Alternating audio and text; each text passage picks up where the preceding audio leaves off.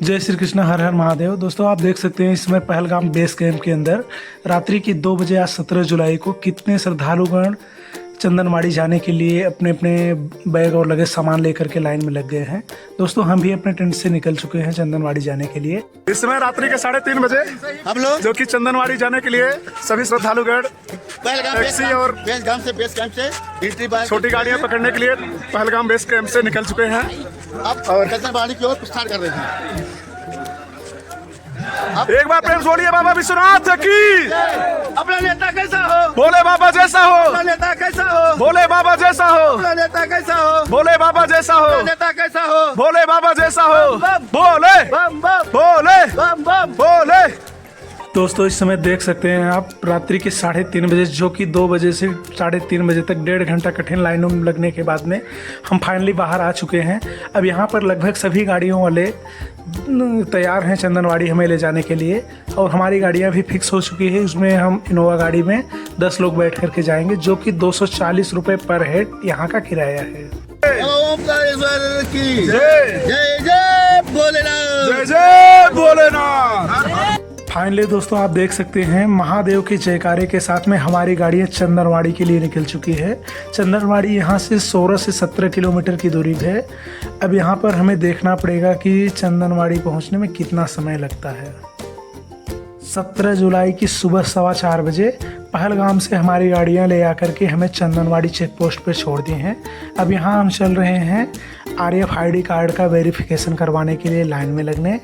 दोस्तों यहाँ लाइन लंबी है, लेकिन कुछ समय हमें लाइन में लगने के बाद में हमारा RFID कार्ड का वेरिफिकेशन और लगे सामान का एक्सरे मशीन में चेकअप होकर के हमें अंदर जाने के लिए परमिशन मिल गया है।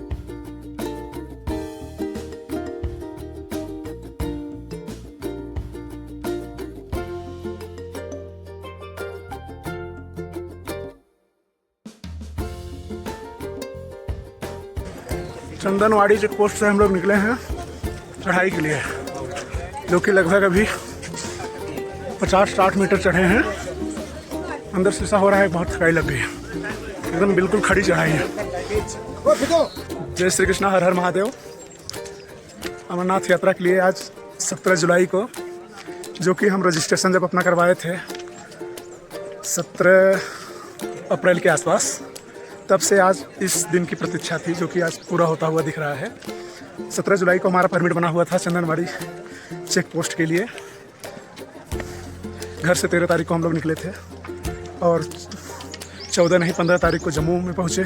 फिर उस दिन भगवती नगर बेस कैंप में विश्राम हुआ। फिर उसके बाद 15 वाली रात को लगभग 2 बजे पहलगाम के लिए निकल गए हम लोग आर्मी कानवे के साथ में, और लगभग 1 बजे के आसपास पहलगाम में हम लोग पहुँचे। चढ़ाई इतनी टफ है कि बोलते नहीं बन रहा है, और बहुत अच्छी यात्रा है। और पहलगाम बेस कैंप में हम लोग अपना टेंट लिए, वहाँ पे विश्राम हुआ। फिर रात्रि 2 बजे चंदनवाड़ी टैक्सियों के लिए लाइन लगाए वहाँ पे।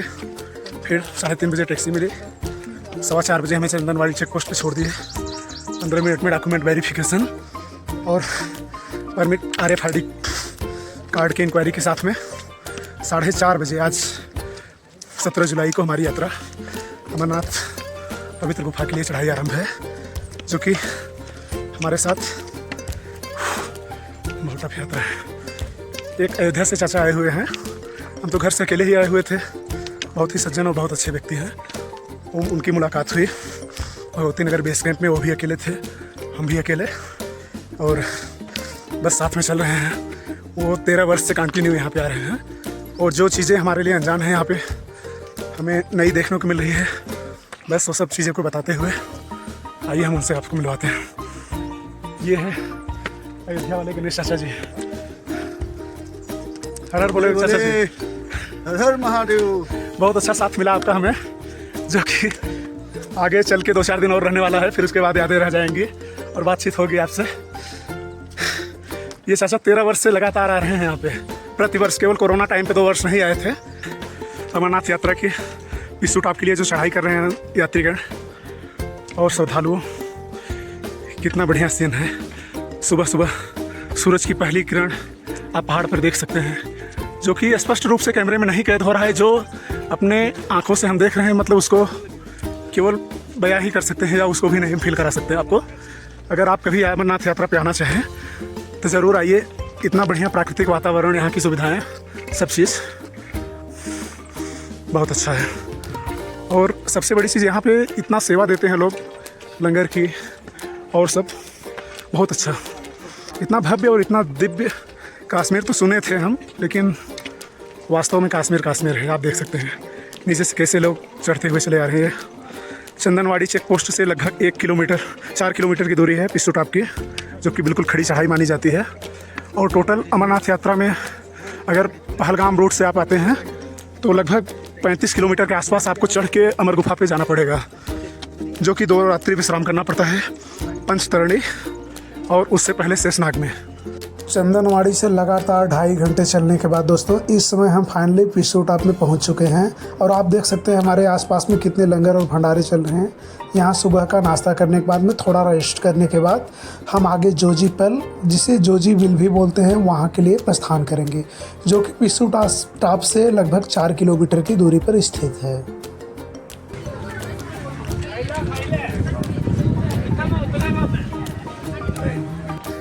इस समय सुबह 4:30 बजे से चंदनवाड़ी चेक पोस्ट से चले हुए लगभग 8 किलोमीटर की दूरी पर हम लोग, और जितने श्रद्धालुगण आज चंदनवाड़ी चेक पोस्ट से निकले हुए थे लगभग सब पिस्सू टॉप 2 से 2.25 घंटे में क्रॉस करके अब हम लोग जोजी बिल, जो कि पिस्सू टॉप से 4 किलोमीटर की दूरी पर, total 8 kilometre Chandanwari check post से है। बहुत टफ चढ़ाई, आप समझ सकते हैं कितनी कम एज में इतना ज़्यादा स्टेमिना होते हुए एकदम हालत ख़राब हो गई है। लगातार अभी चल रहे हैं। पिस्सू टॉप में थोड़ा कुछ लंगर और भंडारे चल रहे थे, वहाँ पे हम और हमारे साथियों का वहाँ पे नाश्ता हुआ, नाम मात्र का, केवल एनर्जी के लिए। उसके बाद फिर जोजी बिल के लिए कंटिन्यू प्रस्थान की। हम लोग 8 किलोमीटर की दूरी सफलतापूर्वक तय कर लिए हैं और थकाई तो महसूस हो रहा है, कठिन यात्रा तो है ही बाबा बर्फानी की। अब आप देख सकते हैं हमारे सामने ये है जोजी बिल। यहाँ पे तमाम सारे लंगर भंडारे ये सब चल रहे हैं। जय श्री कृष्ण, हर हर महादेव। दोस्तों हम जोजी बिल से निकल चुके हैं शेषनाग के लिए। यहाँ की रास्ते मतलब बहुत ऊपर नीचे एकदम खतरनाक। अगर बगल में आप रेलिंग भी नहीं लगा हुआ है, अगर ध्यान आप नहीं देते हैं तो फिर नीचे गिरने के भी ज़्यादा चांसेस हैं। बस इसी कठिनाई और थकाई के साथ यात्रा का आनंद ले रहा हूँ कंटिन्यू चल करके।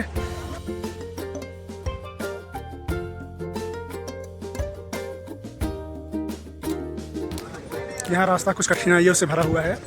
जैसे स्टार्टिंग में चंदनवाड़ी से पिस्सू टॉप में बढ़िया रास्ता इंटरलॉकिंग के साथ मिला, लेकिन उसके बाद सभी रास्ते लगभग कुछ न कुछ छोटे रास्ते, सकरे रास्ते, उसी में घोड़ा पिट्ठू सब लोग जा रहे हैं। आइए हम दिखाते हैं हमारे सामने शेषनाग झील कैसे दिखता है। ये सामने है, दिख रहा है जो शेषनाग झील, वहाँ का हरा हरा जल कुछ, और उनके ऊपर पहाड़ियों पर बर्फ जमी है और बादल भी लगभग पहाड़ियों को स्पर्श कर रहे हैं।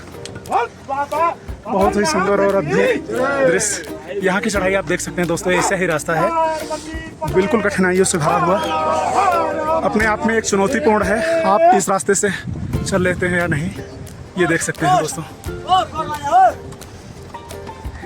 हम लोग चंदनवाड़ी से चल करके लगभग 12 किलोमीटर दूर इस समय शेषनाग बेस कैंप में पहुँच गए हैं, जो कि हमारे पीछे शेषनाग बेस कैंप का कैंपस है।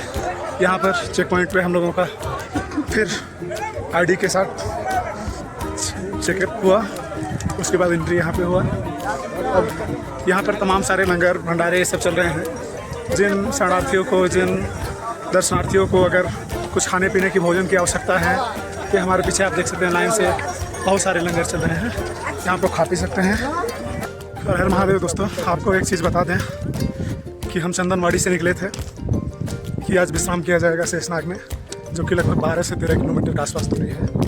लेकिन लगभग यात्रीगण आज उनका और हमारे साथी जो हैं, ये प्लान है कि शेषनाग क्रॉस करके और आगे पंचतरणी के लिए निकल जाया जाए।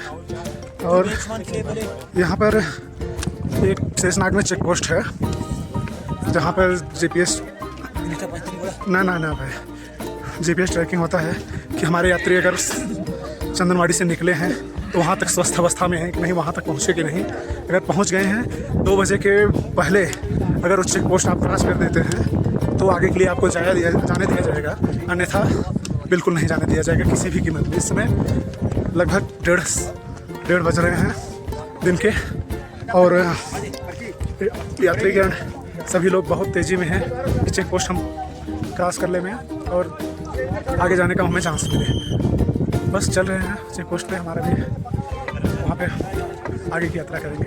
अभी चलते हैं चेक पोस्ट क्रॉस करने के बाद आगे की सीन आपको दिखाते हैं। लेकिन ये सुन करके बिल्कुल मन में भय है और हालत ख़राब है कि पिस्सू टॉप में चढ़ने पर एकदम हालत ख़राब हो गया है, जबकि एकदम खड़ी चढ़ाई थी बाल्टान रूट के जैसे 4 किलोमीटर। और आगे कौन सा स्थान है मुझे तो नहीं मालूम, क्योंकि मैं पहली बार यहाँ पे आ रहा हूँ। लोग बता रहे हैं और थोड़ा याद में भी नहीं आ रहा है।